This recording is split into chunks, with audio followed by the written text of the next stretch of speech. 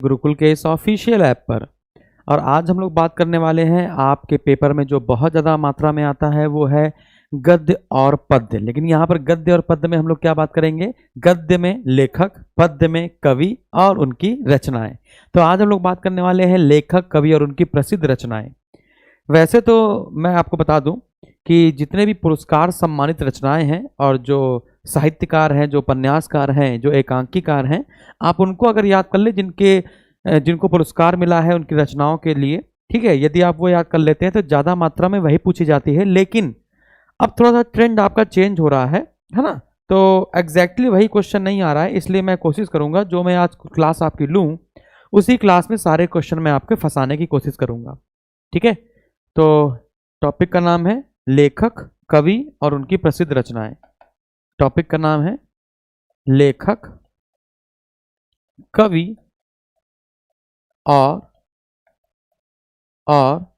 प्रसिद्ध रचनाएं और प्रसिद्ध रचनाएं।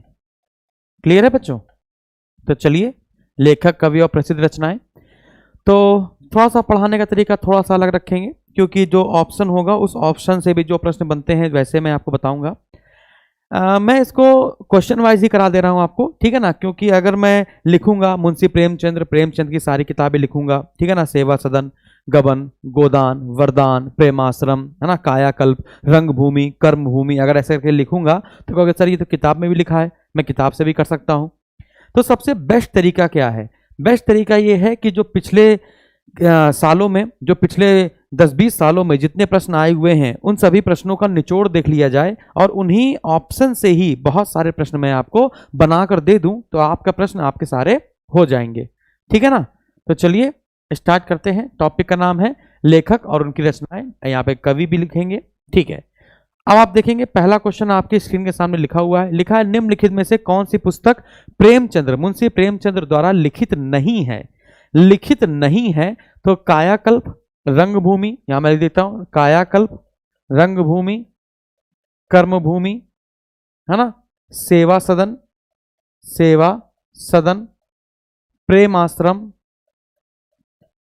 प्रेमाश्रम, जो जो जो बच्चों देखो, जो जो मैं आपको बताऊंगा आपको वो बस याद कर लेनी है, ज्यादा कुछ नहीं करना, वही वही आपको याद कर लेनी है। ओके, चलिए बहुत बढ़िया। इसके बाद वरदान, इसके बाद निर्मला, इसके बाद गबन और फिर गोदान। ये सारी रचनाएं, ये सारे उपन्यास, ये यहां से लेकर ये सारे उपन्यास किसके हैं? आप कहेंगे मुंशी प्रेमचंद्र का। तो किसका नहीं है? तो आप कहेंगे जय पराजय मुंशी प्रेमचंद्र का नहीं है। तो किसका है? उपेंद्रनाथ का है। किसका है बच्चों? उपेंद्रनाथ का है। और उपेंद्रनाथ को हमने उपाधि क्या दी गई है? अश्क। उपेंद्रनाथ जी को क्या कहते हैं? तो आप कहेंगे उपेंद्रनाथ अश्क।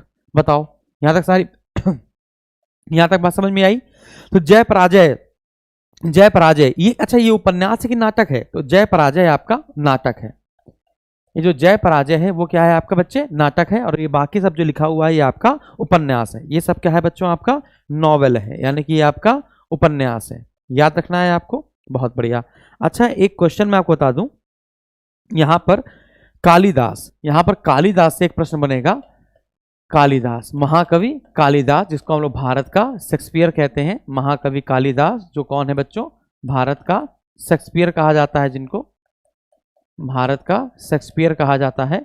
और ये किसके दरबार को सुशोभित करते थे? तो आप कहेंगे चंद्रगुप्त विक्रमादित्य के दरबार को ये सुशोभित करते थे। चंद्रगुप्त विक्रमादित्य के दरबार को ये सुशोभित करते थे। क्वेश्चन पूछा जाएगा इनके प्रमुख नाटक कौन से हैं, इनके प्रमुख महाकाव्य कौन से हैं, और इनके प्रमुख खंड काव्य कौन से हैं? इनके प्रमुख खंड काव्य कौन से हैं? बात समझ में आ रही है? तो आप कहेंगे खंड काव्य हैं मेघदूतम और ऋतु संहारम। मेघदूतम और ऋतु संहारम, ठीक है। इसके बाद महाकाव्य में लिख लेना है रघुवंशम है ना। और कौन सा है आप बताएंगे? नाटक में लिख लेना है आपको सबसे पहले मालविकाग्नि मित्रम,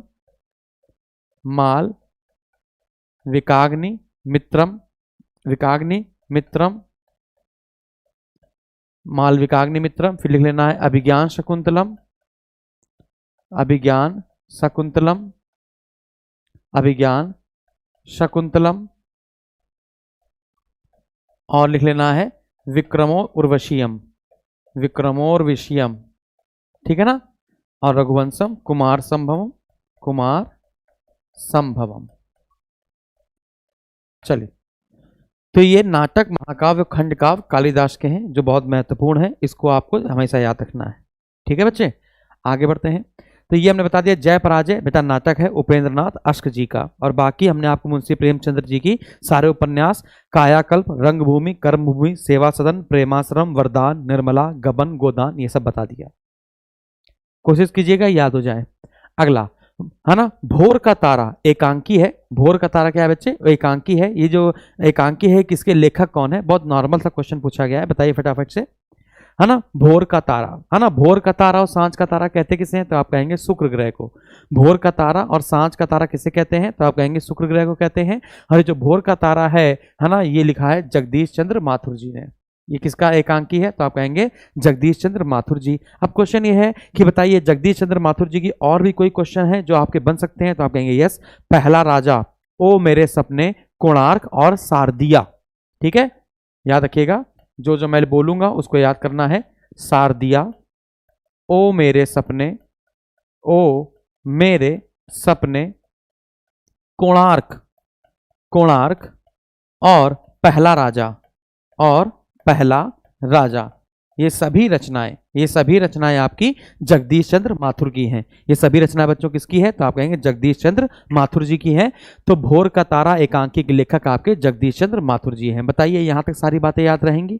फटाफट से बिल्कुल याद रखिएगा, बिल्कुल कॉन्सेंट्रेट होकर पढ़िए, जितना मैं पढ़ाऊंगा उतना ही पेपर में आएगा। ठीक है ना। चलिए आगे बढ़ते हैं। अगला, रचनाकार और रचना का कौन सा युग्म सही नहीं है? ठीक है, तुलसीदास की रामचरितमानस है, बिल्कुल सही है, ये तो बिल्कुल सही है। कौन सा सही नहीं है? मलिक मोहम्मद जायसी की पद्मावत है, बिल्कुल सही है। अखरावत बारामासा, कुतुबन की मृगावती है, ये भी बिल्कुल सही है। कुतुबन की मृगावती है, ये भी बिल्कुल सही है। मंझन की चित्रावली, बस यही गलत हो गया क्योंकि मंझन की मधुमालती है। मंझन की जो रचना है वो मधुमालती है, और ये जो चित्रावली है ये शेख उस्मान जी की है। ठीक है ना। तो चित्रावली किसकी है? तो आप कहेंगे शेख उस्मान जी की है। चित्रावली किसकी है बच्चे?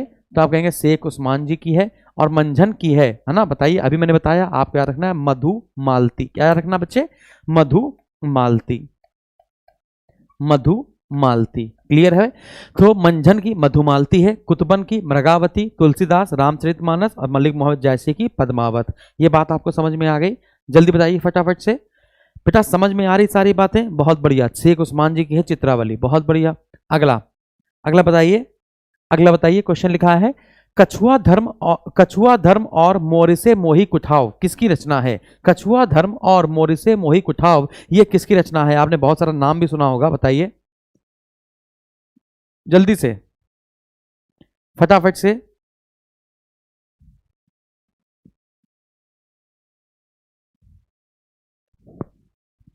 बहुत बढ़िया। चलिए, तो आंसर आ चुका है। Answer will be Chandradhar Sharma Guleri, Chandradhar Sharma Guleri. अब क्वेश्चन है चंद्रधर शर्मा गुलेरी के अन्य भी रचनाएं जो हमारे पेपर में आ सकती हैं, अभी इन सब क्या आएंगे? रामवृक्ष बेनुपुरी, अध्यापक पूर्ण सिंह, भारतेंदु हरिश्चंद्र, ये भी और भी आएंगे। इनके संबंधित सारे प्रश्न मैंने लगाए हैं। आप ये मत सोचिएगा सर कि चंद्रधर शर्मा गुलेरी जी की आपने बता दी, बाकी रामवृक्ष बेनुपुरी इन सब की कैसे बताएंगे? तो इनके प्रश्न लगे हुए हैं, ठीक है ना। तो इनकी बारी आएगी, अभी ये भी सब बताए जाएंगे। बात समझ में आ रही बच्चे? हाँ, बहुत बढ़िया। तो चंद्रधर शर्मा गुलेरी जी की है कछुआ धर्म और मोरिसे मोही कुठाव। अब सुनिएगा इनकी और रचना कौन कौन सी है। सुखमय जीवन, कौन सी बच्चे? सुखमय जीवन, बुद्ध का कांटा और उसने कहा था, उसने कहा था, उसने कहा था। अगली रचना है बुद्ध का कांटा, बुद्ध का कांटा, बुद्ध का कांटा, है ना। और एक है सुखमय जीवन, सुखमय जीवन, सुखमय जीवन। याद रखिएगा ये सब किसकी रचना है? चंद्रधर शर्मा गुलेरी जी की। अगला क्वेश्चन, निम्नलिखित में से कौन सी रचना नागार्जुन की नहीं है? तो याद रखिएगा नागार्जुन की इनमें से कौन सी रचना नहीं है, ये क्वेश्चन पूछा गया है। आराम से देखिएगा, जल्दी से बताइए फटाफट, जल्दी से। बहुत आसान सा है, बहुत आसान सा है, बहुत आसान सा है।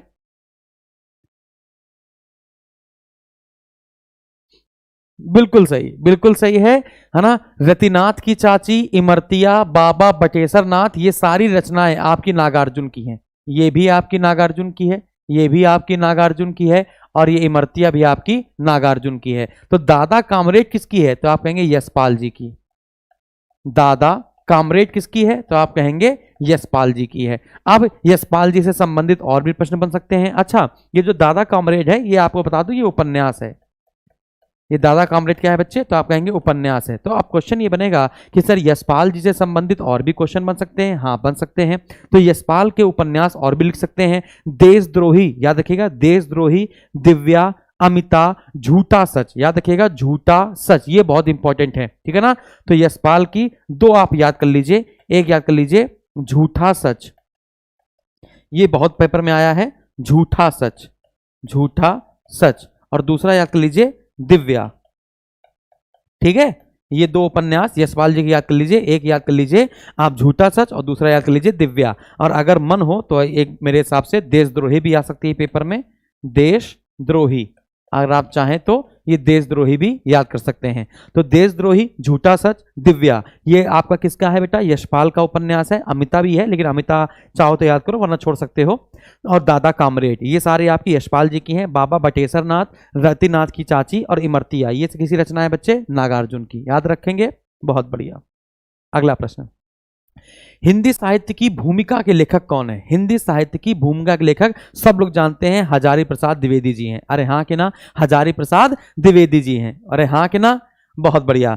अच्छा, हिंदी साहित्य की भूमिका के अलावा हजारी प्रसाद द्विवेदी जी की बहुत सारी किताबें हैं, जैसे हिंदी साहित्य का आदिकाल, सुनिएगा बहुत इंपॉर्टेंट है, हिंदी साहित्य का आदिकाल। इसके बाद हिंदी साहित्य उद्भव और विकास, ठीक है। तो मैं बता रहा हूं, पहली तो ये हो गई हिंदी साहित्य की भूमिका, ठीक है बच्चे, पहली हो गई हिंदी साहित्य की भूमिका। फिर लिखेंगे हिंदी साहित्य, हिंदी साहित्य उद्भव और विकास, हिंदी साहित्य उद्भव और विकास, उद्भव और विकास।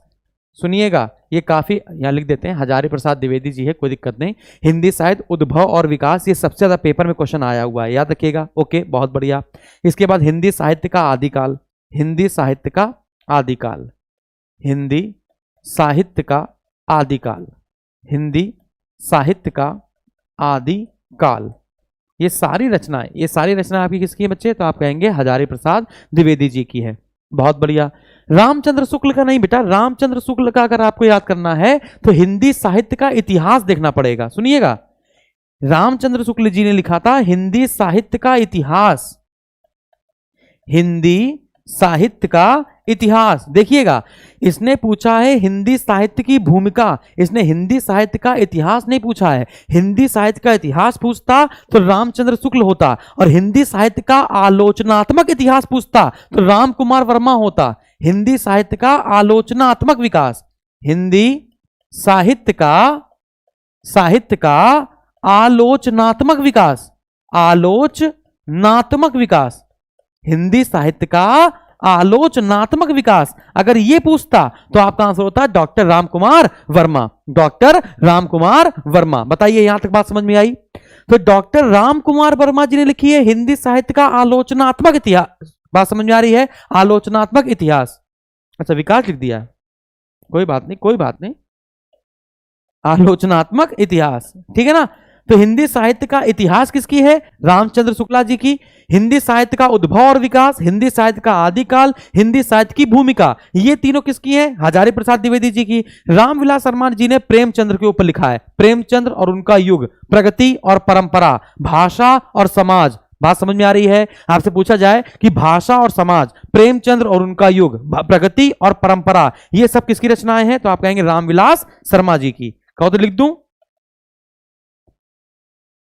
लिख दूं भाषा और समाज, जगह कम हो जा रही है, भाषा और समाज, एक ही याद कर लीजिए, एक याद कर लीजिए, काफी है, ठीक है ना।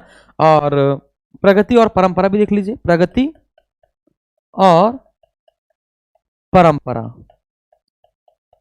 प्रगति और परंपरा दिखेगा ना नीचे? हाँ दिखेगा, प्रगति और परंपरा।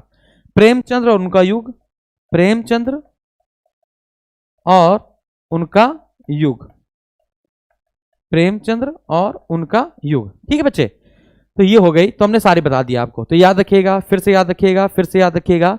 अगर आपसे पूछा जाए कि हिंदी साहित्य का इतिहास किसने लिखा है, हिंदी साहित्य का इतिहास, तो कहेंगे रामचंद्र शुक्ल जी ने।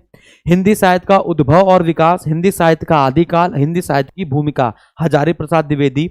राम कुमार वर्मा जी ने लिखा है हिंदी साहित्य का आलोचनात्मक इतिहास। रामविलास शर्मा जी ने लिखा है प्रेमचंद्र उनका युग, प्रगति और परंपरा, भाषा और समाज। याद रखिएगा, भाषा और समाज। बताइए यहां तक सारी बातें क्लियर हैं? जल्दी बताओ, फटाफट से आगे बढ़ें। अगला क्वेश्चन बहुत आसान था, ये तो आसान सा है, दुनिया लगा लेगी। पृथ्वीराज रासो हिंदी साहित्य के किस काल में लिखा गया? पृथ्वीराज रासो हिंदी साहित्य के किस काल में लिखा गया था? जल्दी बताओ। चंद्रबरदानी लिखा था? अरे हाँ कि ना, चंद्रबरदानी लिखा था ना। रस काव्य परंपरा का प्रतिनिधि और आदिकाल का सबसे प्रसिद्ध ग्रंथ है। जल्दी बताइए। बहुत बढ़िया, पृथ्वीराज रासो, पृथ्वीराज रासो आदिकाल का प्रसिद्ध ग्रंथ है। आदिकाल का क्या है बच्चे? आदिकाल का प्रसिद्ध ग्रंथ है। आदिकाल का प्रसिद्ध ग्रंथ है, जिसको लिखा था चंद्रबरदाई ने, चंद्रबरदाई ने। अरे हाँ कि ना, इसी में बताया गया था कि पृथ्वीराज चौहान ने किसको? मोहम्मद गोरी की हत्या करी थी, है ना। वही जो 4 बास, है ना, ऐसे वाला जो क्या था, बताओ जरा सा क्या था, जल्दी बताओ। 4 बास 24 अंगुल, क्या था? जल्दी बताओ फटाफट से, देखते हैं किसको किसको आता है। जल्दी से जल्दी से। 4 बास 24 गज अंगुल प्रमाण, ताव ऊपर सुल्तान है मत चूको चौहान। जल्दी बताओ क्या था? ठीक है बेटा, ठीक। तो आदिकाल का सबसे प्रसिद्ध ग्रंथ है और रास काव्य का ये प्रतिनिधि माना जाता है पृथ्वीराज रासो को। ठीक है, चलिए आगे बढ़े। चलिए, निर्मला, अभी मैंने बताया, देखेंगे आप यहां पर देख पाएंगे, देखिएगा। अब देखिए क्वेश्चन रिपीट होना शुरू हो जाएंगे। अब क्वेश्चन आपके रिपीट होना शुरू हो जाएंगे, देखिएगा। कायाकल्प, रंगभूमि, कर्मभूमि, सेवा सदन, प्रेमाश्रम, वरदान, निर्मला, गबन, गोदान। तो देखिए निर्मला लिखा हुआ है। बस हमने कहा ना, जब मैं आपको पढ़ाऊंगा तो धीमे धीमे क्वेश्चन आपके रिपीट होना शुरू हो जाएंगे। जैसे क्वेश्चन रिपीट होना शुरू हो जाए, आप समझ लीजिएगा कि बस आपका पेपर आपके पास आने वाला है। तो निर्मला की क्या हो जाएंगे? तो आप करेंगे प्रेमचंद्र, है कि नहीं? अभी हम लोगों ने बात करी थी, अभी हम लोगों ने बात करी थी ना। बहुत बढ़िया, बहुत बढ़िया, बहुत बढ़िया, बहुत बढ़िया, बहुत बढ़िया। अच्छा, एक क्वेश्चन है, जरा पूछता हूं, बताइएगा। एक ऐसा उपन्यास जो अधूरा रह गया था। जल्दी बताइए फटाफट से। एक ऐसा उपन्यास जो मुंशी प्रेमचंद्र जी का अधूरा रह गया था। जल्दी बताइए फटाफट से। मुंशी, हाँ, 4 बार 24 गज अंगुल प्रमाण, ताव पर सुल्तान ने, देखो हमारी बात रिपीट कर दी। जल्दी बताइए फटाफट से, जो मैं पूछ रहा हूं। मुंशी प्रेमचंद्र जी का अधूरा उपन्यास, अधूरा उपन्यास, एक ऐसा उपन्यास जो अधूरा रह गया, बताइए कौन सा? तो आप कहेंगे मंगल सूत्र। आप क्या कहेंगे बच्चे? मंगल सूत्र। मंगल सूत्र याद रखना है, पक्की बात है। जल्दी बताइए फटाफट से, बहुत बढ़िया। आप क्वेश्चन पूछेंगे जयशंकर प्रसाद जी के ऊपर, बताइए जयशंकर प्रसाद जी के 2-3 बता दीजिए। कंकाल, तितली और इरावती। क्या बता देते हैं? कंकाल, तितली और इरावती। अब जयशंकर प्रसाद जी का ऐसा उपन्यास जो अधूरा रह गया, अपूर्ण रह गया, तो आप कहेंगे इरावती। तो जयशंकर प्रसाद जी का कौन सा रह गया? बिल्कुल सही है, बिल्कुल सही बेटा, ठीक है, ठीक है ना। तो आप कहेंगे इरावती। यशपाल जी की देखो बातें मैंने बता दिया है, समझ लो। यहां पे देखिए यशपाल जी कहां गए? यशपाल जी की चीजें हमने यहां पर आपको बता दी। झूठा सच, दिव्या, है ना, देशद्रोही, अमिता, अमिता, है ना, ये सारी हमने बता दिया आपको। तो यशपाल जी की अब नहीं बताऊंगा। अब बचे हैं भीष्म साहनी जी। अब भीष्म साहनी जी के 3 याद कर लीजिए, 3 याद कर लीजिए। पहला याद कर लीजिए आप बसंती, पहला याद कर लीजिए बसंती, दूसरा याद कर लीजिए झरोखे, और तीसरा याद कर लीजिए कड़ियां। बात समझ आ रही है? तो बसंती, झरोखे और कड़ियां। बसंती, झरोखे और कड़ियां। बसंती, झरोखे और कड़ियां, हैं तो बहुत सारे, बसंती है, झरोखे हैं, कड़िया है ना, नीलिमा है ना, नीलोफर है, नीलू है, मैया दास है, माड़ी है ना। तो नीलू, नीलू इंपॉर्टेंट है ना। तो नीलू से आप कई सारे याद कर सकते हैं, नीलू, नीलिमा, नीलोफर, नीलू, नीलिमा, नीलोफर। बात समझ आ रही है? तो ऐसे याद कर सकते हैं भीष्म साहनी जी की। अगला क्वेश्चन, हुंकार काव्य संग्रह के रचयिता कौन है? हुंकार काव्य संग्रह के, बिल्कुल सही बच्चे, ठीक है। हुंकार काव्य संग्रह के रचयिता कौन है? जल्दी बताओ फटाफट से। इनको हम लोग डिप्टी राष्ट्र कवि कहते हैं, बताइए। डिप्टी राष्ट्र कवि, अब तो बता लो, डिप्टी राष्ट्र कवि, जल्दी बताओ बच्चे फटाफट से। एक ऐसा व्यक्ति जिनको डिप्टी राष्ट्र कवि कहते हैं, अधैर्य का कवि कहते हैं, समय सूर्य कहते हैं, डिप्टी राष्ट्र कवि कहते हैं। एक ऐसा व्यक्ति जिन्हें हम लोग कहते हैं डिप्टी राष्ट्र कवि, बहुत महत्वपूर्ण है। अधैर्य का कवि, अधैर्य का कवि, अधैर्य का कवि, और समय सूर्य, समय सूर्य।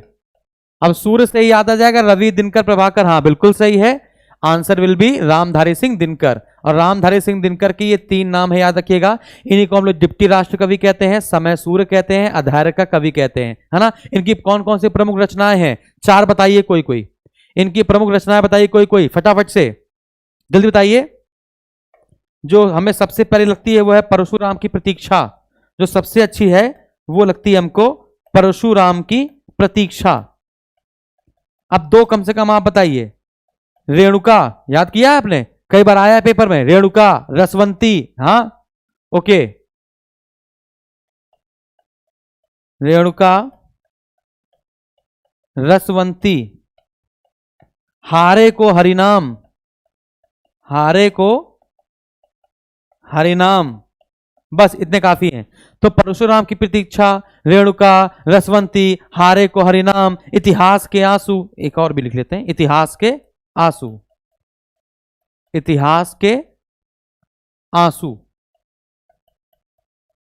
इतिहास के आंसू, ठीक है, इतने लिख लीजिए। चलिए अब बताइए, ऐसा कोई व्यक्ति मिल रहा है? हाँ, नागार्जुन की देखो बात हो चुकी है, नागार्जुन की बात हम लोग कर चुके हैं, देख पाओगे यहां पे बाबा बटेश्वर नाथ। बच्चे देखो, नागार्जुन की बात हम लोग कर चुके हैं, बाबा बटेश्वर नाथ, रतिनाथ की चाची और इमरतिया, ये सब किसकी हैं? तो आप कहेंगे नागार्जुन की। तो नागार्जुन के बारे में मैं फिर से रिपीट नहीं करने वाला, है ना। मैं नागार्जुन के बारे में फिर से रिपीट नहीं करने वाला। मैथिली शरण गुप्त की याद कर लीजिए, बहुत इंपॉर्टेंट है ना, आपने सुना होगा। अच्छा बताइए, साकेत किसकी है, प्रिय प्रवास किसकी है? बताएंगे साकेत किसकी है, प्रिय प्रवास किसकी है? जल्दी बताओ, साकेत और प्रिय प्रवास। चलिए मैथिली शरण गुप्त की याद कर लीजिए, मैथिली शरण गुप्त की। पहला, रंग में भंग, रंग में भंग। इसके बाद साकेत, है ना, जयद्रथ का वध, जयद्रथ का वध। ये जो जयद्रथ का वध है, ये इतनी बार पेपर में आया, इतनी बार आया पेपर में कि आप खुश हो जाएंगे देखकर, अब जब पेपर में आएगा। ओके सर, ठीक है ठीक है ठीक है, ज्यादा नहीं पढ़ा रहा हूं, ज्यादा नहीं पढ़ा रहा हूं, ठीक है। भारत भारती, भारत भारती, बस ठीक है। तो रंग में भंग, साकेत, जयद्रथ का वध, भारत भारती, ये आपकी किसकी हो गई? मैथिली शरण गुप्त जी की हो गई। याद रखोगे, पक्की बात है? फटाफट बताओ, यहां तक बात रखोगे? बहुत बढ़िया। चलिए, माखनलाल चतुर्वेदी की अगर आपको याद करना है तो आप हिम याद कर लीजिए। माखनलाल चतुर्वेदी जी की अगर आपको याद करना है, माखनलाल चतुर्वेदी जी की अगर आपको याद करना है तो आप याद कर लीजिए हिम तरंगिणी, हिम तरंगिणी, हिम किरीटनी, सुना होगा आपने, हिम तरंगिनी, हिम किरीटनी। ये हिम वाली अगर आप याद कर लेंगे तो आपका काम हो जाएगा। बात समझ में आ रही है? बहुत बढ़िया। इसके बाद माता, इसके बाद समर्पण, माता और फिर समर्पण, याद रखोगे। प्यासी पथराई आंखें बेटा नागार्जुन की है, ठीक है। प्यासी पथराई आंखें जो है वो नागार्जुन की है। मैं क्या लिखूं, यहां जगह तो नहीं है। प्यासी पथराई आंखें, प्यासी पथराई आंखें। ये तो तुम हमसे पूछ रहे हो कि चेक कर रहे हो? तुम्हें आ नहीं रहा है तो चेक कर रहे हो कि तुम्हें ये तो नहीं है कि लाओ सर से पूछ लें, हैं? हाँ ठीक है, ओके, है ना। तो याद रखिएगा, प्यासी पथराई आंखी, है ना, सतरंगो पंखों वाली, ठीक है, युगधारा, तालाब, तालाब की मछलियां, ये खिचड़ी, ये सारी आपके नागार्जुन की है, ठीक है। चलिए अगला क्वेश्चन, निम्नलिखित में से किशोरी लाल गोस्वामी द्वारा रचित कहानी कौन सी है? किशोरी लाल गोस्वामी द्वारा रचित कहानी कौन सी है? तो फटाफट से बताएंगे, जल्दी से बताइए, फटाफट से, फटाफट से। प्लेग की चुड़ैल मास्टर भगवान दास की है, मास्टर भगवान दास। प्लेग की चुड़ैल मास्टर भगवान दास, भगवान दास। चलो ये तो खत्म हो गया।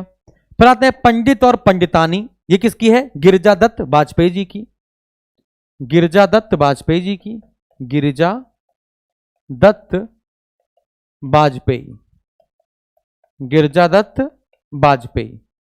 आंसर आया सी, इंदुमती। बहुत प्यारा बच्चे, बिल्कुल सही। किशोरी लाल गोस्वामी द्वारा रचित है इंदुमती। तो बताओ 11 वर्ष का समय ये किसका है? 11 वर्ष का समय, अरे अभी बताया ना, हिंदी साहित्य का इतिहास, आचार्य रामचंद्र शुक्ला, आचार्य रामचंद्र शुक्ल, और हिंदी साहित्य का इतिहास आचार्य रामचंद्र शुक्ल। तो इसका आंसर हो गया इंदुमती। चलिए अगला प्रश्न, हिम तरंगिणी, देखिए क्वेश्चन रिपीट हुआ, हिम तरंगिणी, हिम किरीटनी, माता और समर्पण किसकी है? तो मैंने बता ही दिया है, सारी बातें क्लियर हैं। फटाफट से बताइए, जल्दी से बताइए, फटाफट से। बहुत बढ़िया, बहुत बढ़िया, बहुत बढ़िया। अच्छा अब एक बात बताते हैं, जैसे हिम तरंगिणी माखनलाल चतुर्वेदी जी की है, इससे क्वेश्चन और बनाते हैं। हिम तरंगिणी के लिए माखनलाल चतुर्वेदी जी को 1955 में साहित्य अकादमी पुरस्कार मिला था, साहित्य अकादमी पुरस्कार मिला था, साहित्य अकादमी पुरस्कार मिला था। पुरस्कार कैसे लिखा जाता है? पुरस्कार अगर तोड़ा जाए तो विसर्ग संधि होगी, पुह धनकार, याद रखिएगा, सॉरी, पुरह धनकार, पुरह धनकार, याद रखिएगा, पुरह धनकार बराबर होता है पुरस्कार। चलिए, आधुनिक ढंग से पहला एकांकी किसे माना जाता है? आधुनिक ढंग से पहला एकांकी किसे माना जाता है? कौन से पेपर में है? राज्य मंडी परिषद 30 मई 2019 शिफ्ट 1। अच्छा क्वेश्चन है बेटा। एक घूंट, एक घूंट 1930 में लिखा गया था, फटाफट बताइए, 1930 में, जल्दी से, किसे माना जाता है? फटाफट से।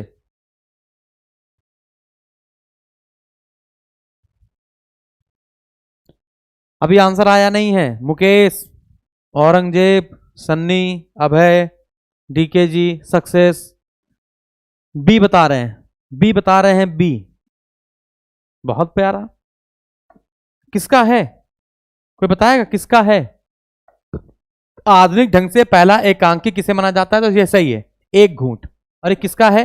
जयशंकर प्रसाद, जय शंकर प्रसाद जी का। तो फिर ये बताइए, जो आगे ये तो हमने बताया ही आपको, ये सब तो बताइए ना, भोर का तारा, ये सब तो बात हो ही चुकी है। ओके, हाँ हाँ, ये बताइए, बादल की मृत्यु किसका है? डॉक्टर राम कुमार वर्मा, डॉक्टर राम कुमार वर्मा, बादल की मृत्यु।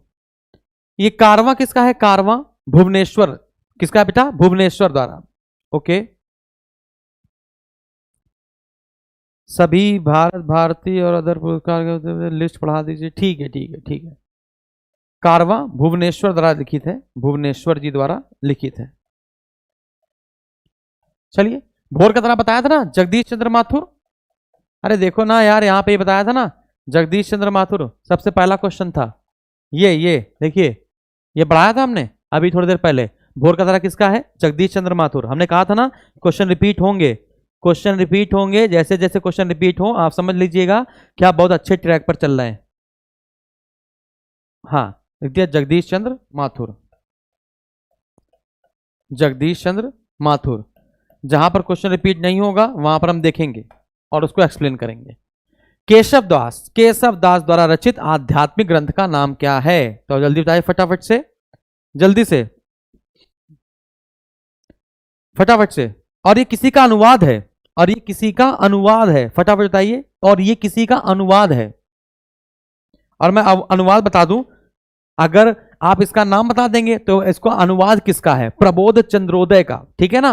प्रबोध चंद्रोदय का अनुवाद है, वैसे वो प्रबोध चंद्रोदय का अनुवाद है, प्रबोध चंद्रोदय का अनुवाद है ना। तो केशव दास द्वारा रचित आध्यात्मिक ग्रंथ का नाम है आपका विज्ञान गीता।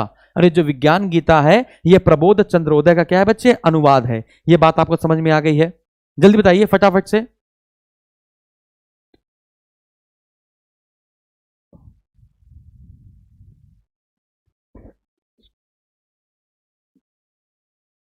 Good good good. नहीं बेटा देखो, ये पूछ रहा है आध्यात्मिक ग्रंथ। सुन लो ना क्वेश्चन क्या है, मैं जान रहा हूं। क्वेश्चन है कि केशव दास द्वारा रचित आध्यात्मिक ग्रंथ, आध्यात्मिक ग्रंथ का नाम क्या है? तो विज्ञान गीता है ना। आध्यात्मिक ग्रंथ जो कवि प्रिया और रसिक प्रिया है, ये रीति ग्रंथ है बच्चे। देखो जो कवि प्रिया और रीति प्रिया है, जो कवि प्रिया कवि प्रिया और रसिक प्रिया जो है, ये आपका आध्यात्मिक ग्रंथ नहीं है, ये आपके रीति ग्रंथ हैं। ये कैसे ग्रंथ है बच्चे? तो आप कहेंगे रीति ग्रंथ है। याद रखिएगा ये कैसे ग्रंथ है? रीति ग्रंथ है। इसमें साहित्य की शोभा बढ़ाने वाली बात कही गई है, साहित्य की शोभा बढ़ाने वाली बात कही गई है। बात समझ में आ रही है?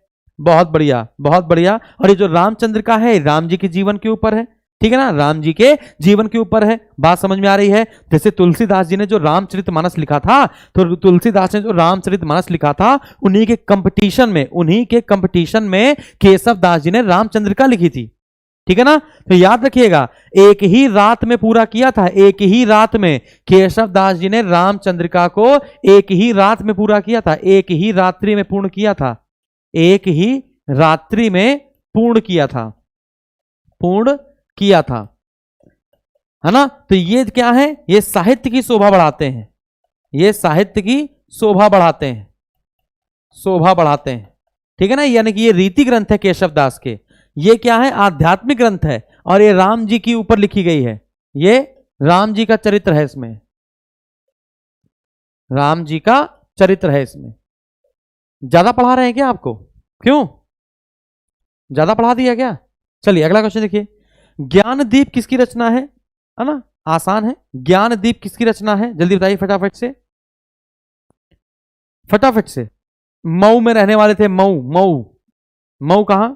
लेकिन ये जो मऊ है वो मध्य प्रदेश वाला नहीं है, ठीक है। ये आपका उत्तर प्रदेश के जौनपुर जिले में दोस्तपुर नामक गांव है, वहां पर मऊ स्थान पड़ता है, वहां पर इनका जन्म हुआ था। बताइए कौन? जल्दी से। राजा ज्ञानदीप, राजा ज्ञानदीप और रानी देवयानी, रानी देवयानी की कहानी। राजा ज्ञानदीप और रानी देवयानी की कहानी लिखी है किसने बच्चे? तो आप कहेंगे शेख नबी ने। शेख नबी जौनपुर जिले के थे, शेख नबी जौनपुर जिले में रहने वाले थे, ठीक है। चलिए तो ज्ञानदीप शेख नबी की रचना है। अगला रामचंद्र का, अभी मैंने आपको बताया रामचंद्र का केशव जी की है। देखिए अभी मैंने बताया था, यहाँ पे देखिए लिखा हुआ है, देखिए बच्चे यहाँ पे लिखा हुआ है रामचंद्र का, ये सब केशव दास की है। तो यहाँ पर हमने लिखा एक ही रात में पूरी हुई थी, तो यहाँ पर भी आप लोग लिख देंगे क्या? रामचंद्र का केशव दास। बताइए यहाँ तक सारी बातें क्लियर है? फटाफट बताइए जल्दी से। अच्छा, केशव दास को रीतिकाल का प्रतिनिधि कवि कहते हैं। ये बहुत इंपॉर्टेंट क्वेश्चन है, याद रखिएगा। रीतिकाल का प्रतिनिधि कहते हैं, रीतिकाल का प्रतिनिधि कवि कहते हैं। केशव दास जी को रीतिकाल का प्रतिनिधि कवि के रूप में माना जाता है। याद रखिएगा बहुत इंपॉर्टेंट क्वेश्चन है, केशव दास बहुत इंपॉर्टेंट है, याद रखिएगा, इतनी कोई समस्या नहीं। अगला प्रश्न, जयशंकर प्रसाद जी की पहली कहानी कौन सी थी? ये सब मैंने आपको बताया है, सालवती ना, ये सब मैंने आपको क्वेश्चन बता चुका हूं, सालवती थी। बताइए फटाफट से जल्दी से। जयशंकर प्रसाद जी ने जितनी भी शादियां करी उनमें सारी बीवियां मर गईं। 1948 में इनकी मृत्यु भी हो गई। 1890 में पैदा हुए थे 30 जनवरी को। अरे हाँ कि ना? कहां पैदा हुए थे? सराय गोवर्धन में। कहां पैदा हुए थे? सराय गोवर्धन। कहां पड़ता है? बनारस में। लेकिन इन सबको हमें नहीं याद करना है, हमें ये सब नहीं याद करना है। आपको जो पूछा जा रहा है वो बताओ, है ना। सराय गोवर्धन में वैसे इनका जन्म हुआ था, सराय गोवर्धन में इनका जन्म हुआ था, बनारस में।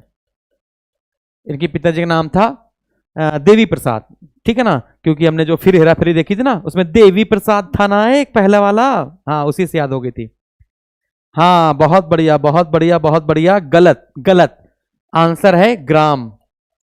1911 में, समझिएगा 1911 में इंदू पत्रिका में, समझिएगा 1911 में इंदू पत्रिका में प्रकाशित हुई थी, इंदू पत्रिका में प्रकाशित हुई थी इनकी पहली कहानी ग्राम नाम से। किसके नाम से बच्चे? ग्राम नाम से। ओके हाँ, और जो सालवती थी वो अंतिम कहानी है, जो सालवती है बच्चे वो अंतिम कहानी है, याद रखिएगा, सालवती अंतिम कहानी है और पहली कहानी ग्राम है। पहली कहानी क्या है? ग्राम है ना। बाकी आपकी गुंडा है ना, मछुआ, और इसके बाद नूरी है ना, ये सब इनकी श्रेष्ठ कहानियों में आती है। तो ये भी इनकी कहानी है, गुंडा है ना, महुआ है, वैसे ये मछुआ नहीं महुआ है, ठीक है। चलिए अगला क्वेश्चन, सीता वनवास से संबंधित एक काव्य, सीता वनवास से संबंधित एक काव्य रचना कौन सी है या कौन सी थी? सीता, फटाफट बताइए। प्रवाद पर्व। इतने आसान आसान से प्रश्न है कि मैं खुद ही बता दे रहा हूं, आंसर विल बी प्रवाद पर्व। अरे हाँ कि ना, फटाफट अब बताइए किसने लिखा है जल्दी से, और ये क्या कहानी है, और ये क्या कहानी है जरा बताएंगे, जल्दी बताओ।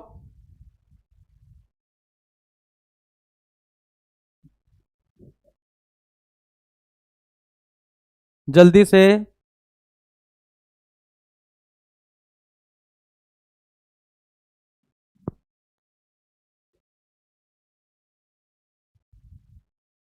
नहीं ठीक है, डी है, डी है, सब लोग डी डी बता रहे हैं, सब डी बता रहे हैं, बिल्कुल सही है, सबका डी है, मैं जान रहा हूं।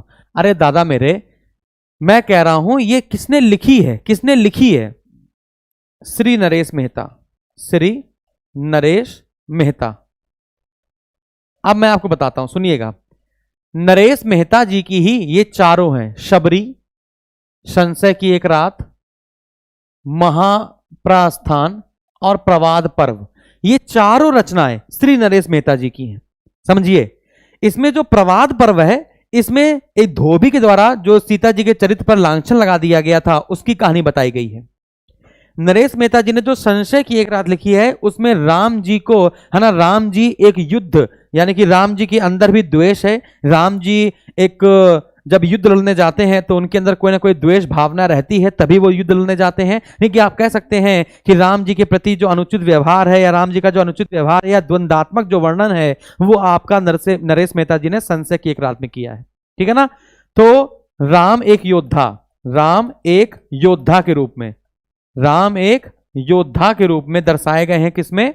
संशय की एक रात में। प्रवाद पर्व में धोबी द्वारा, एक धोबिन द्वारा सीता जी पर लांछन लगाने की बात बताई गई थी, सीता जी पर लांछन, है ना।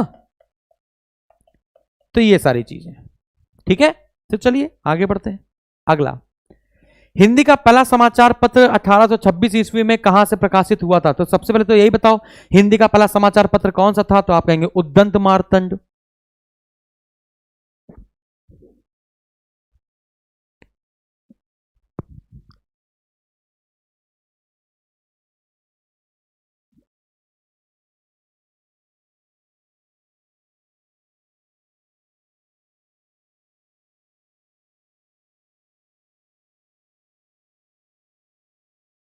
एक कौन है? ठीक है,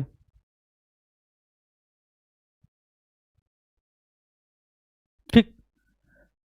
हाँ तो मैं क्या कर रहा था आपको कि हिंदी का पहला समाचार पत्र 1826 ईस्वी में कहां से प्रकाशित हुआ था? सबका आंसर आ रहा है कोलकाता, कोलकाता, कोलकाता, सबका आंसर कोलकाता आ रहा है, बिल्कुल सही है, बिल्कुल सही है। 30 मई 1826, 30 मई 1826, 30 मई 1826 को पहला समाचार पत्र, जिसका नाम था उद्दंत मार्तंड। अब आप कहेंगे सर इसका मतलब क्या होता है? उगता हुआ सूर्य, इसका मतलब होता है उगता हुआ सूर्य। और इसको किसने प्रकाशित किया था? जुगल किशोर जी ने। याद रखिएगा, कई बार क्वेश्चन आया है, तो इसका प्रकाशन किसने किया था? तो आप कहेंगे पंडित जुगल किशोर जी ने। पंडित जुगल किशोर जी द्वारा, पंडित जुगल किशोर जी द्वारा। तो आंसर बिल्कुल सही आपका है कलकत्ता। आप ये बताएंगे कलकत्ता से जो राजधानी है वो दिल्ली कब ट्रांसफर हुई थी? कलकत्ता से राजधानी जो दिल्ली है वो लॉर्ड हार्डिंग ने ट्रांसफर करवाई थी, लॉर्ड हार्डिंग ने ट्रांसफर करवाई थी 1911।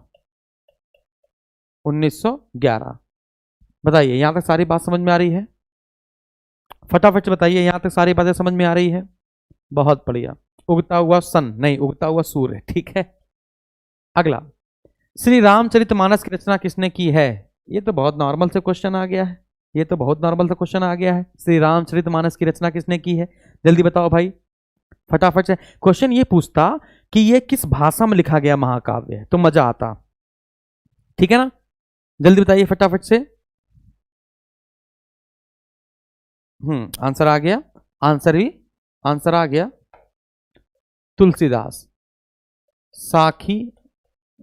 चलो अच्छा, इनके बारे में कभी और बात करेंगे, ठीक है। एक सेकेंड, हाँ एक सेकेंड, एक सेकेंड, एक सेकेंड। हाँ मैंने आपसे क्या कहा?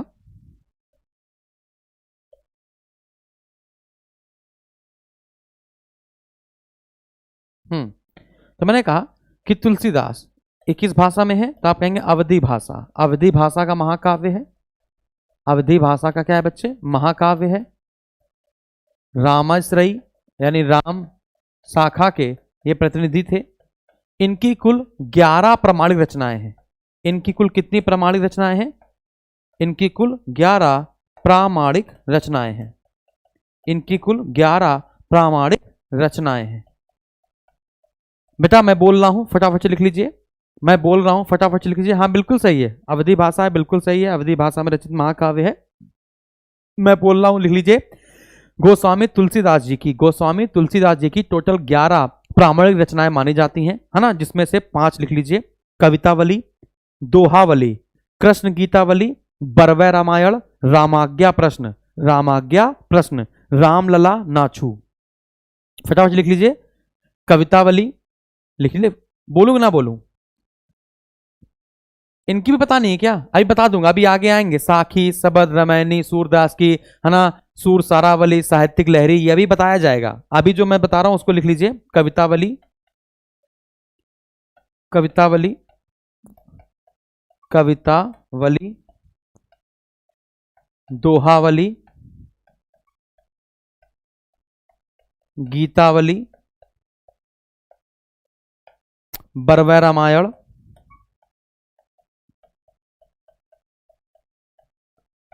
रामलला नाछू,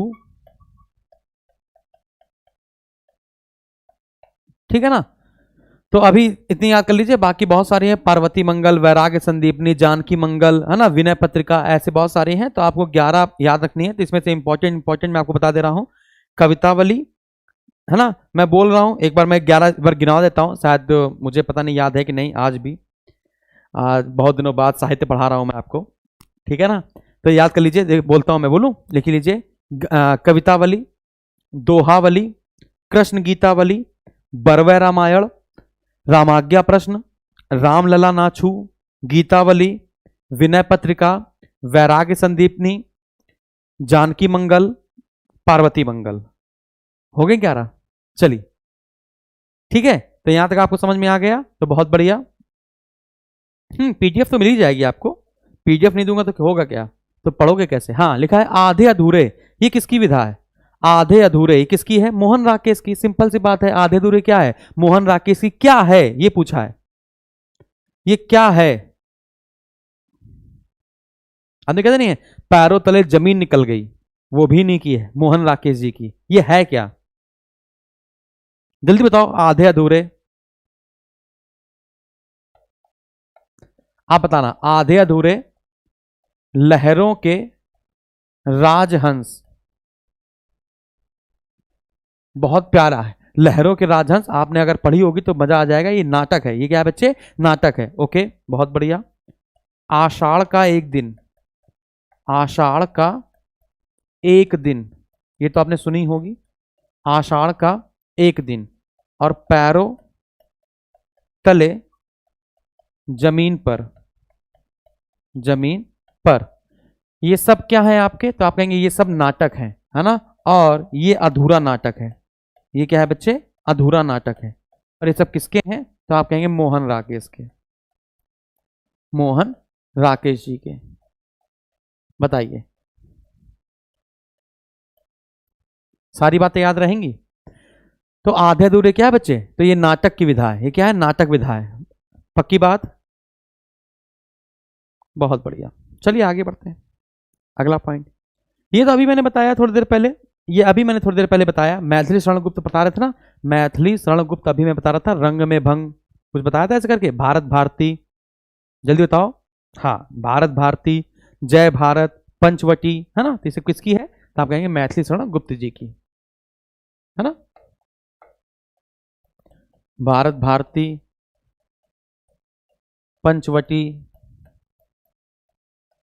रंग में भंग अभी मैंने बताया थोड़ी देर पहले, साकेत, ठीक है, ये सब मैथिली शरण गुप्त जी की है। अभी यामा, सप्तपर्णा, दीप शिखा ये सब बताया जाएगा, जयशंकर प्रसाद जी की बता चुका हूं। अगला, निम्नलिखित में से छायावादी रचनाकार कौन है, निम्नलिखित में से छायावादी रचनाकार कौन है, जल्दी बताइए, छायावादी रचनाकार कौन है।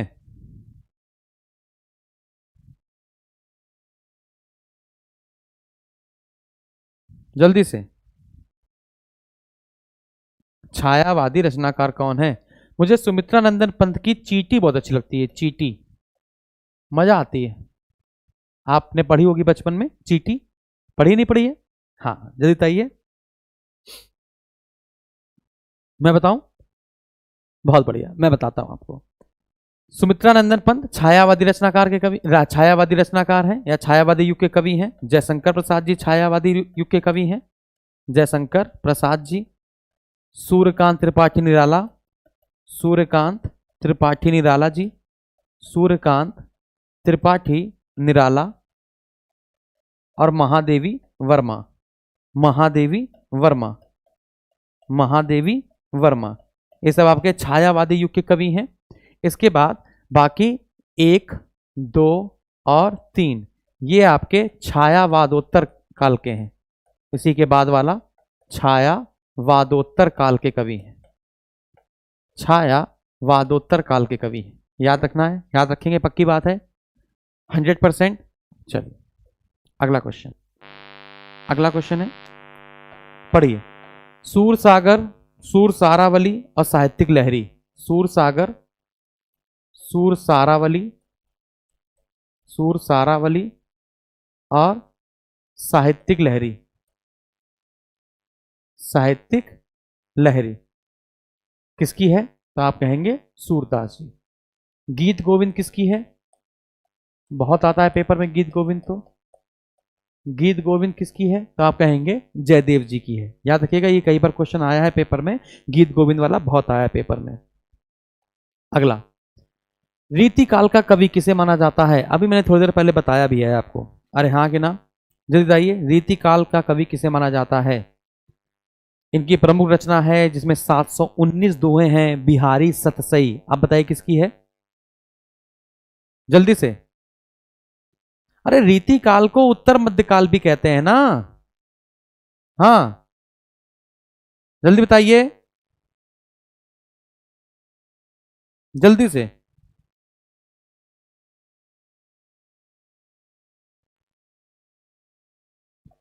अरे भाई अभी मैंने थोड़ी देर पहले आपको क्या बताया, सुमित्रा नंदन पंत, सूर्यकांत त्रिपाठी निराला, अभी देखिए मैंने क्या बताया, है ना, अभी मैंने थोड़ी देर पहले बताया कि आपको जयशंकर प्रसाद, सुमित्रा नंदन पंत, सूर्यकांत त्रिपाठी निराला, महादेवी वर्मा, ये सब आपके कैसे कवि हैं, छायावादी कवि हैं। तो सिंपल सी बात है, इसमें एक ही बच जाएगा, और जो एक बच जाएंगे वही तो होंगे बिहारी, है ना। और बिहारी सतसई इनकी प्रमुख रचना है, बिहारी मुक्तिबोध काव्य है, बिहारी सतसई, जिसमें 719 दोहे हैं, इसमें 719 दोहे हैं। जब अभी हमने बताया आपको जयशंकर प्रसाद, सूर्यकांत त्रिपाठी निराला, सुमित्रा नंदन पंत छायावादी के हैं।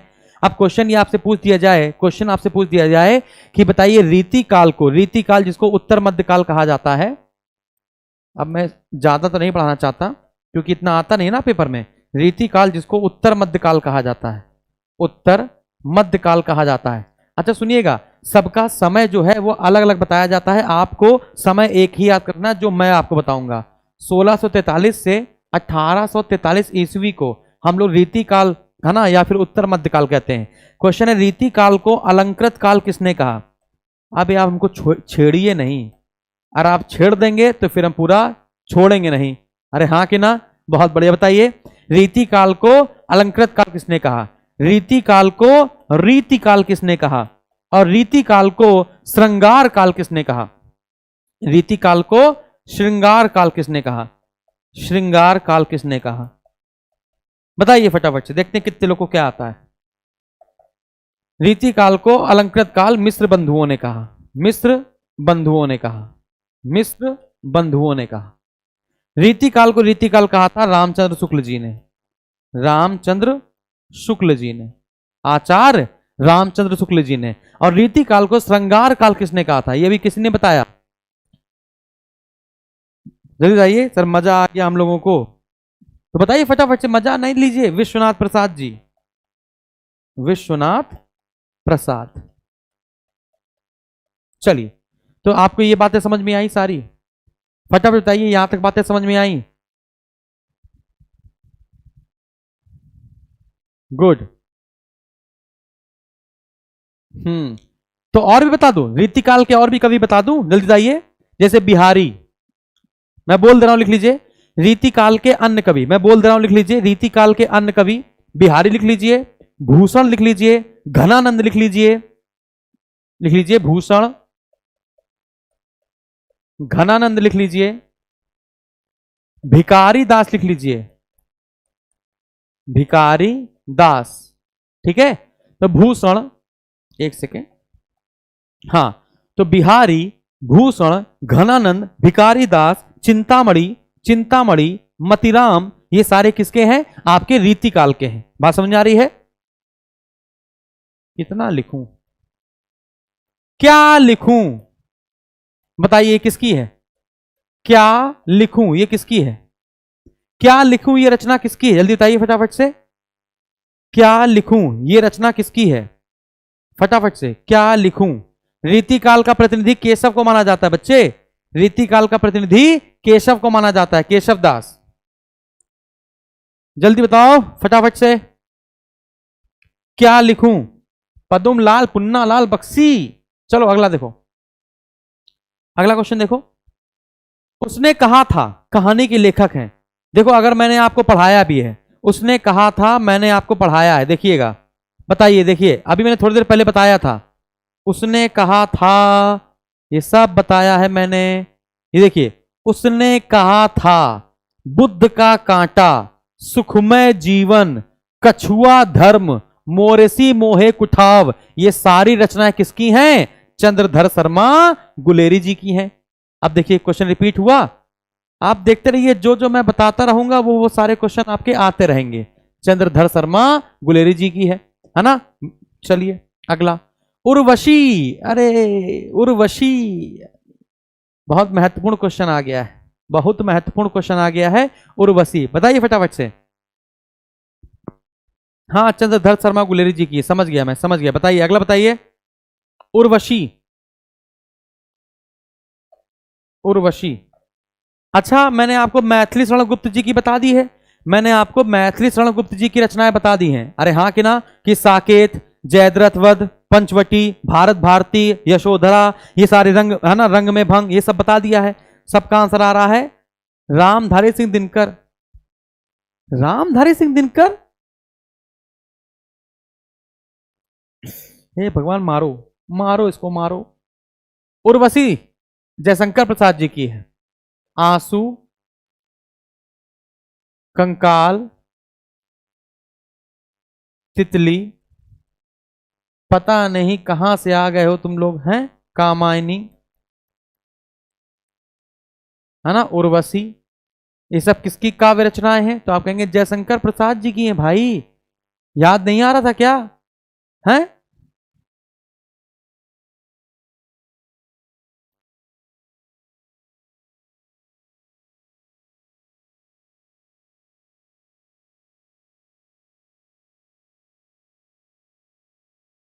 पक्का? ए फसा।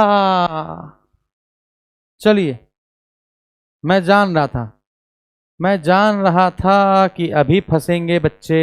चलिए देखिए, आंसू, कंकाल, तितली, कामायनी, सुनिएगा, है ना, लहर, झरना, ये सब आपकी जयशंकर प्रसाद जी की है। रामधारी सिंह दिनकर की रश्मि रथी, उर्वशी। फंसे? अब आया देखो सी, अब आया देखो सी। अब जैसे हमने हल्का सा चे किया वैसे सबका जा रहा नहीं नहीं सर, रही नहीं, है ना। रेणुका, हुंकार, कुछ याद आ रहा है? रश्मि रथी, उर्वशी, ये सब किसकी है? रामधारी सिंह दिनकर जी की है। बात समझ आ रही है? रामधारी सिंह दिनकर जी की है। अब देखिएगा यहां पर, अब जो मैं बता रहा हूं, उर्वशी जयशंकर प्रसाद जी की भी है, जयशंकर प्रसाद जी की है, लेकिन ये काव्य है। और उर्वशी रामधारी सिंह दिनकर जी की भी है, रामधारी सिंह दिनकर जी की भी है, दिनकर जी की भी है, लेकिन ये आपकी कहानी है। अब बताओ इसने पूछा क्या है? अब बताओ इसने पूछा क्या है? अब बताओ इसने पूछा क्या है जल्दी से। तो आप कहेंगे काव्य पूछा है, इसलिए इसका आंसर जयशंकर प्रसाद ही राइट है। सर पागल बना दिया, ये तो गेम हो गया हमारे साथ। अरे और भी बहुत सारे गेम हो जाएंगे, समझ में आ गया? है ना। इसको हम लोग लिख सकते हैं नाट्य गीत, कहानी जगह इसको नाट्य गीत कर लीजिए। नाट्य गीत ज्यादा सही रहेगा, नाट्य गीत ये ज्यादा सही रहेगा। अगर आपसे उर्वशी किसका नाट्य गीत है ये पूछता तो रामधारी सिंह दिनकर होता। उर्वशी किसका काव्य है तो आंसर जयशंकर प्रसाद ही है। फंसे? फिर घुमाया, देखो फिर घुमाया, मजा आया, बहुत बढ़िया।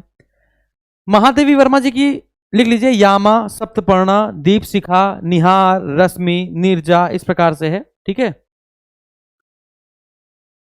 अच्छा महादेवी वर्मा की आप बता दीजिए जरा सा, महादेवी वर्मा जी की, हाँ बताइए, महादेवी वर्मा को क्या कहते हैं? महादेवी वर्मा जी को हम क्या कहते हैं? आधुनिक काल की मीरा। महादेवी वर्मा जी को क्या कहते हैं? आधुनिक मीरा, आधुनिक मीरा। इनकी रचनाएं बता दो फटाफट से, क्योंकि इन्हीं की बच जाती हैं। निहार, निहार, रश्मि, रश्मि रथी नहीं है, रश्मि, नीरजा, यामा, सप्तपर्णा, दीप शिखा, ठीक है ना। याद कर लीजिए, निहार, रश्मि, नीरजा, यामा, सप्तपर्णा और दीप शिखा, ठीक है ना। इंपॉर्टेंट है, याद कर लीजिए महादेवी वर्मा जी की। चलिए, तो यहां तक बात समझ में आ गई। तो उर्वशी दोनों की है, अगर नाट्य गीत पूछा जाएगा तो रामधारी सिंह दिनकर, और अगर काव्य पूछा जाएगा तो जयशंकर प्रसाद जी। चलिए, हिंदी साहित्य के इतिहास में प्रसिद्ध, हिंदी साहित्य के इतिहास में प्रसिद्ध कबीरदास, सूरदास, महावीर प्रसाद द्विवेदी, प्रेमचंद्र, हरिवंश राय बच्चन, इन सब का कौन सा प्रदेश है? ये तो बहुत आसान सा क्वेश्चन था, ये तो सबसे आसान क्वेश्चन था, है ना। लेकिन मजेदार तब है जब आप इसके बारे में बताएं। बताइए फटाफट से, जल्दी बताओ, इन सब के बारे में बताइए। किसका जन्म स्थान क्या है? किसका जन्म स्थान क्या है? कबीरदास, इनका जन्म स्थान क्या है? जो इनका है वही प्रेमचंद्र जी का है। तो कबीरदास और प्रेमचंद्र जी, इन दोनों का आंसर हो जाएगा बनारस, बनारस। हरिवंश राय बच्चन जी का हो जाएगा इलाहाबाद, हरिवंश राय बच्चन जी का हो जाएगा प्रयागराज, प्रयागराज। महावीर प्रसाद द्विवेदी जी का हो जाएगा, महावीर प्रसाद द्विवेदी जी का हो जाएगा रायबरेली, राय बरेली, ठीक है बच्चे। बताओ यहां तक बात समझ में आई? फटाफट से कबीरदास, तुलसीदास, सूरदास आदि कौन से काल के संत कवि हैं? बताइए फटाफट से। आसान सा प्रश्न है ये, तो आप तुरंत ही बता ले जाएंगे। हैं? आदिकाल, रीतिकाल, भक्ति काल, आधुनिक काल। तो कबीरदास, तुलसीदास, सूरदास, ये तो बहुत आसान सा प्रश्न था। देखो मैंने आपको रीतिकाल के बारे में बता दिया है, आदिकाल के बारे में बताया है, भक्ति काल इसका, वैसे तो इसका सही आंसर भक्ति काल ही है ना, भक्ति काल ही है। अरे हाँ कि ना?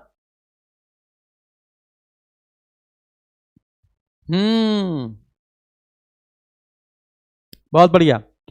तो कबीरदास हो, चाहे तुलसीदास हो, चाहे सूरदास हो, और चाहे आपके मुल्ला दाऊद हो, चाहे आपके मुल्ला दाऊद हो, याद रखिए कौन बच्चे, पेपर में आएगा कि मुल्ला दाऊद कहां के हैं, तो आप कहेंगे भक्ति काल के। किसके बच्चे? भक्ति काल के। और आपको याद रखिए पहले क्वेश्चन बताया था मृगावती किसकी रचना है, तो आप कहेंगे कुतुबन। तो कुतुबन जिसकी रचना मृगावती है वो भी किसके हैं? भक्ति काल के। बी बी बी सबका सही आ रहा, बी। हाँ बिल्कुल सही है। भारतेंदु हरिश्चंद्र बेटा आधुनिक काल से आएंगे ना, भारतेंदु हरिश्चंद्र ये सब आपके आधुनिक काल से आएंगे, ठीक है ना। आदिकाल के मैंने आपको बता दिया था, आदिकाल के मैंने आपको बता दिया था, जैसे स्वयंभू हो गए, चंद्रबरदाई हो गए, सरहपा हो गए, है ना, भट्ट केदार हो गए, ये सारे। ओके बहुत बढ़िया, लिख लो यहां पे दो लिख लो, स्वयंभू और सरहपा। अच्छा रचनाएं बता दो, स्वयंभू की रचनाएं बता दो जरा सा जल्दी से, स्वयंभू की रचनाएं बता दो।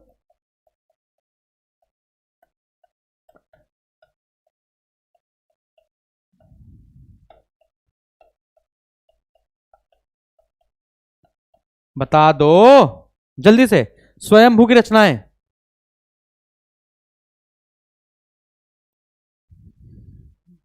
ठीक है, सरहपा की दोहा कोश, सरहपा की दोहा कोश। हमने पूछा था स्वयंभू की, नहीं पता? चलो, अरिष्टनेमी चरित्र, अरिष्टनेमी चरित्र, अरिष्टनेमी चरित्र किसकी है? स्वयंभू की। दोहा कोश सरहपा। पृथ्वीराज रासो, पृथ्वीराज रासो, तो आप कहेंगे चंद्रबरदाई। और भट्ट केदार बहुत महत्वपूर्ण, भट्ट केदार आप याद रखिए जल्दी से, भट्ट केदार रचना है जयचंद्र प्रकाश, जयचंद्र प्रकाश, जयचंद्र प्रकाश। बस ठीक है, बाकी बता चुका हूं, गबन गोदान ये सब बता चुका हूं, इनके सब के बारे में चर्चा हो चुकी है। इसके बारे में चर्चा हो चुकी है ना? बताओ इसके बारे में बताने लायक तो नहीं ना कुछ, बताइए फटाफट से। अपूर्ण कौन सा है? अपूर्ण कौन सा उपन्यास अधूरा रह गया? कौन सा उपन्यास अधूरा रह गया बच्चों, जल्दी बताओ। अनंत कौन सा उपन्यास अधूरा रह गया था इनका? मंगलसूत्र, मंगलसूत्र अधूरा। मैंने अधूरा बता दिए सारे।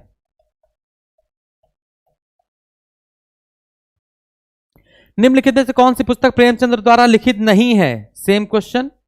रंगभूमि, कर्मभूमि, कायाकल्प ध्रुव स्वामिनी नहीं है, तो ध्रुव स्वामिनी किसकी है? जल्दी बताओ। ध्रुव स्वामिनी नहीं है तो ध्रुव स्वामिनी किसकी है? जयशंकर प्रसाद जी की है कि नहीं? बहुत बढ़िया। तो कौन किसकी नहीं, एक कौन सी नहीं है? तो ध्रुव स्वामिनी किसकी है? जयशंकर प्रसाद जी की। ठीक है। अष्टछाप का कवि कौन है? निम्नलिखित में से अष्टछाप, अष्टछाप में कितने कवि आते हैं? 8। अब मुझे बताइए, लास्ट क्वेश्चन है आज का ये, अष्टछाप में टोटल 8 कवि आते हैं, अष्टछाप में टोटल 8 कवि आते हैं, अष्टछाप में टोटल 8 कवि आते हैं। जैसे कुंभन दास, जैसे कुंभन दास। अभी 8 के 8 आप बताएंगे, जल्दी बताइए, 8 के 8 आप बताएंगे जल्दी से। सूरदास, कृष्णदास, ये नॉर्मल से प्रश्न तो आप याद ही कर सकते हैं, इसका तो आंसर आपको पता ही हो गया, चलो सूरदास है, लेकिन आपको बताना है। हाँ सर सूरदास नहीं, अरे भाई मुझे पता है सूरदास है, लेकिन आपको सारे याद होंगे तभी तो बता पाओगे, जल्दी बताइए जल्दी से।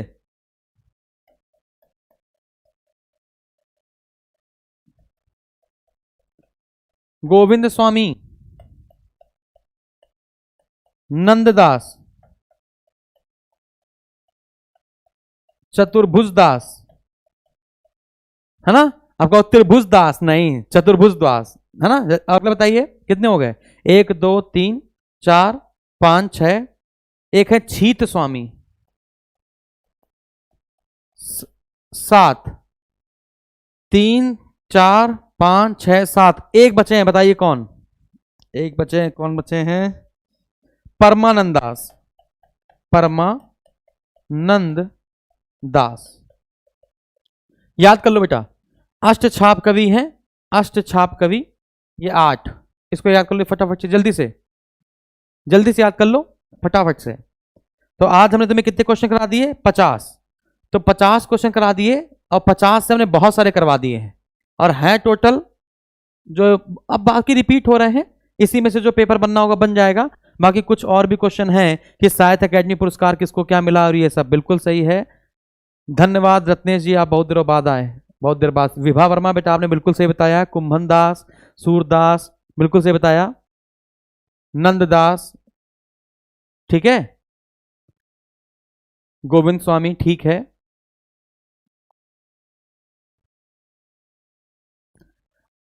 एक क्वेश्चन पूछते हैं, अष्टछाप की स्थापना किसने की थी और कब हुई थी, बताइए। अष्टछाप की स्थापना किसने और कब की थी, बताओ। लास्ट क्वेश्चन है, अष्टछाप की स्थापना किसने और कब की थी, तो आप कहेंगे 1565 ईस्वी में गोस्वामी तुलसीदास नहीं, गोस्वामी विठलनाथ, गोस्वामी विठलनाथ, याद रखिएगा, गोस्वामी विठलनाथ, याद रखोगे, विठलनाथ, हाँ ठीक है, विठलनाथ, विठलनाथ ठीक है, हम समझ गए भैया, समझ गए। तो आज के लिए इतना काफी है, जल्दी बताइए, आज के लिए इतना काफी है, जल्दी से, यानी कि आज के लिए इतना काफी है। तो एक हो सकता है एक क्लास में और ले लूं इसकी, एक क्लास और ले लेंगे, तो एक क्लास और लेने से क्या हो जाएगा, एक क्लास और लेने से आपके जो पुरस्कार वाली है ना, आपके जो पुरस्कार वाले पॉइंट हैं, पुरस्कार कि किसको क्या मिला, साहित्य अकादमी पुरस्कार किसको मिला, ज्ञानपीठ पुरस्कार किसको मिला, है ना, ज्ञानपीठ पुरस्कार किस भाषा से संबंधित है, ऐसे वाले क्वेश्चन भी आपके आते हैं, ठीक है, तो वो भी मैं बता दूंगा। ओके, तो आज के लिए इतना काफी है, थैंक यू वेरी मच, स्वस्थ रहे, मस्त रहे, व्यस्त रहे, और फिर नेक्स्ट टाइम फिर मिलेंगे, और तब तक के लिए देखते रहें एसएसजी गुरुकुल ऐप और अपने पेड बैच को, है ना, और